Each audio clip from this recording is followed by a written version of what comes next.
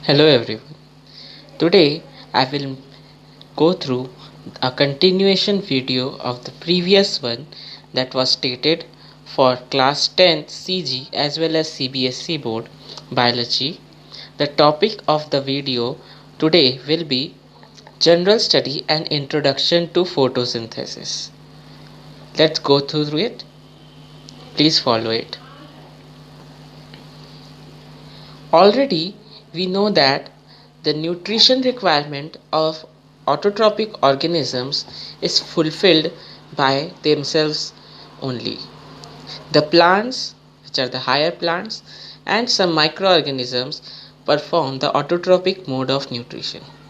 This autotrophic mode of nutrition is characterized by a process called photosynthesis, in which the energy of the sun is trapped and converted into chemical form, or we can say a chemical form of energy is derived from solar energy. This can be seen here in this figure that a plant body by the process of photosynthesis performs the process of photosynthesis in order to generate oxygen by the absorption of carbon dioxide. Also, the plant body absorbs water and minerals from the roots in order to help in fixation of that carbon dioxide into food material. The food material which is formed after the process of photosynthesis is a chemically derived food material in which the solar energy or the sun's energy is stored in the form of chemical energy. This can also be demonstrated as when the light energy falls on the surface of leaf which has absorbed carbon dioxide and taken in water from the ground through the roots, helps this in production of carbohydrates, which is the food material, and glucose, which is glucose, and oxygen gas. This glucose is further polymerized, that is converted into n chains of glucose, many chains of glucose, which is commonly known as starch. Let's move to the study of this photosynthesis further. As we see that the photosynthesis takes place in the leaves and the color of the leaves is green. This is green because the sunlight which is absorbed by the plants, by the leaves of the plants, they contain a special pigment known as chlorophyll. This chlorophyll pigment is present in the chloroplast, which is also known as the kitchen of the plants for the process of photosynthesis.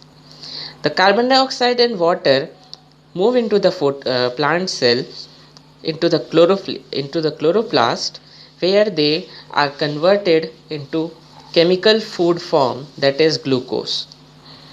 This glucose is utilized by the plant body for itself as well as can be utilized by other organisms which take in food by heterotrophic mode of nutrition by feeding on grasses or herbs or shrubs.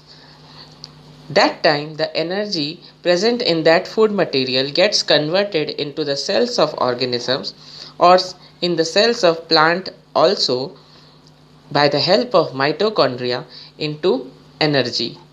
This new chemical form of energy is known as ATP. The process through which the food's energy is released by the breakdown of that food molecule, that is the glucose molecule, is called respiration. Thus we can say that the photosynthetic products are utilized within the cells of animals in order to generate the reactant materials for photosynthesis, that is carbon dioxide and water vapor.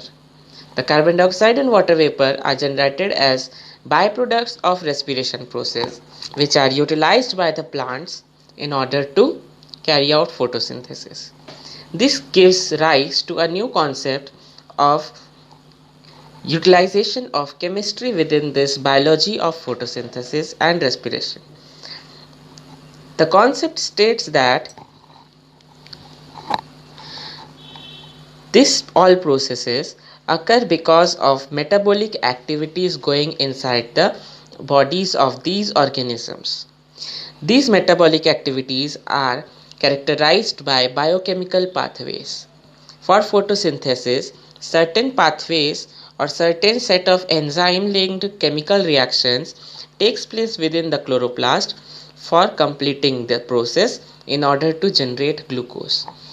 This glucose, when consumed by organisms, is broken down into the cells of organisms by another set of enzymes or chemicals which help in releasing the energy.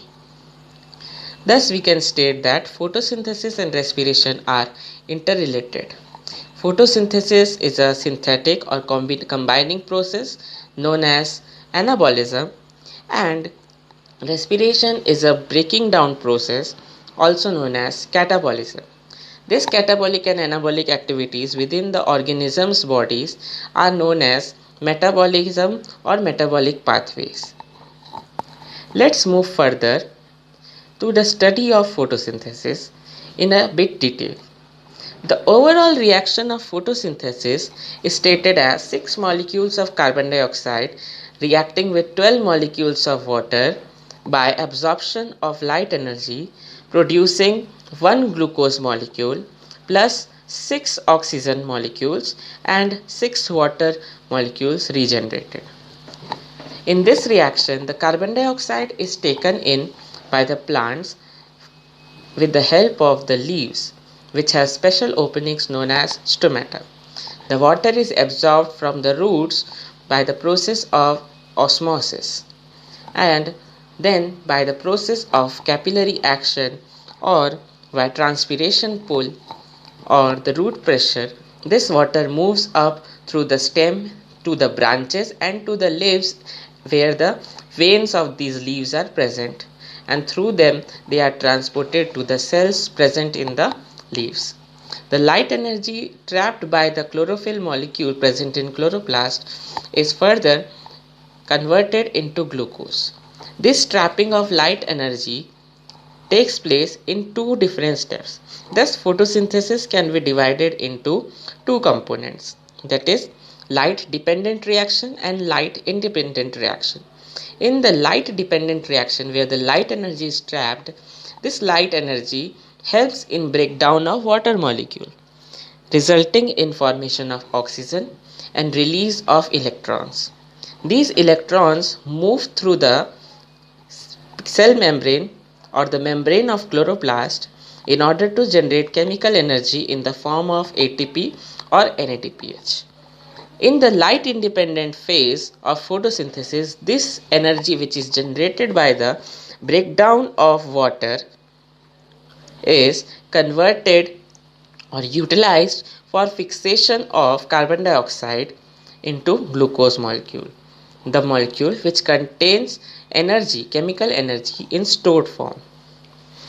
From these two consecutive reactions, it can also be understood that since the production of energy or chemical energy in the form of ATP takes place in the presence of light, thus this reaction is also known as photophosphorylation, that is, production of phosphate, that is adenosine triphosphate ADP, in the presence of light.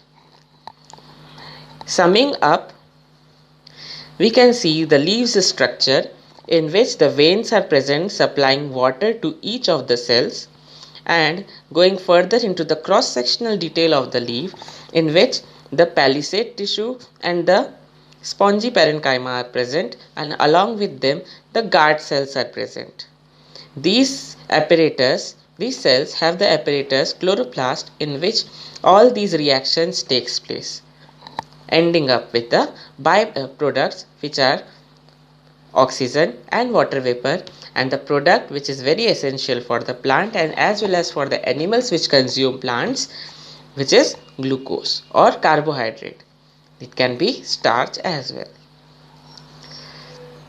All these things make up the clear process of photosynthesis.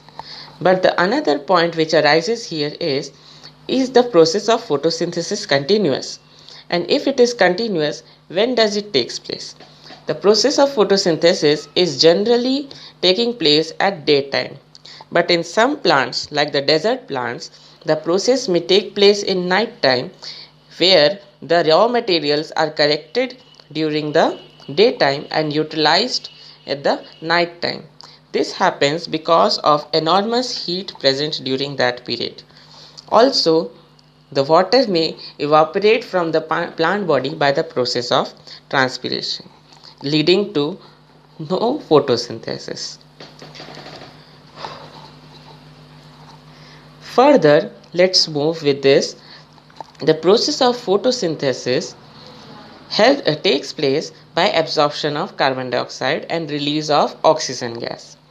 For this, the plants have to pay some amount of water in the form of water vapor outside the cell. This loss of water from the aerial parts of the plants, that is from the guard cells opening known as stomata, in the form of water vapor is known as transpiration.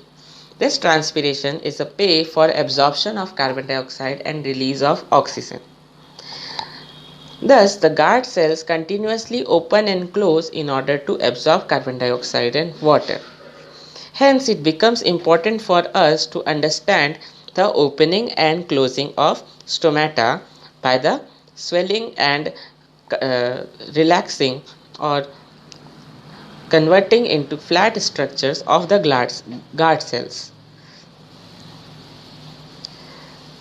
This is the overall process of photosynthesis described over here, in which the following events takes place, that is absorption of light energy by the chlorophyll, conversion of light energy to chemical energy by splitting of water molecules, and reduction of carbon dioxide to carbohydrates with the help of H plus ions, which are described earlier in light dependent and light independent phases of the photosynthesis. Let's move to the opening and closing of stomata. When the concentration of the guard cells increase on account of increase in solute concentration after the process of photosynthesis, there is no water molecule present in these cells. Thus, the water is absorbed by the from the adjacent cells by the guard cells, as a result of which they swell. When they swell, they become totally rigid or turgid and open up. This opening results in the release of oxygen and water vapor from the plant body. Generally, when this process does not take place, that is the process of photosynthesis does not take place, there is low solute concentration of the glucose in the plant body. Thus, that time the stomatal pore does not kept open. Is not kept open. As a result of which the stomatal pore remains in closed state. The theory of opening and closing of stomata can be understood by the help of two theories, which can be discussed in many ways. But as the content of the video needs to be short and it's not the major part to be included in the syllabus of the board, we will not discuss about them. But at least the name of those theories can be stated as sugar concentration theory and the K plus concentration theory. Interested students may check in somewhere in order to study those theories of opening and closing of stomata. Further, let's discuss some questions which the students need to answer and report soon. First is define nutrition. This question comes from the content of previous video. Define what are the different modes of nutrition, describe them. Write the complete equation for photosynthesis, the chemical equation. How are photosynthesis and respiration opposite to each other, or we can say related to each other? What is transpiration? Explain the mechanism of opening and closing of stomata. The students need to explain this in brief manner. Write the basic events which takes place during photosynthesis. This has already been discussed within the content of the video. For any queries, the students may contact. That's all for the content of this video. Thank you.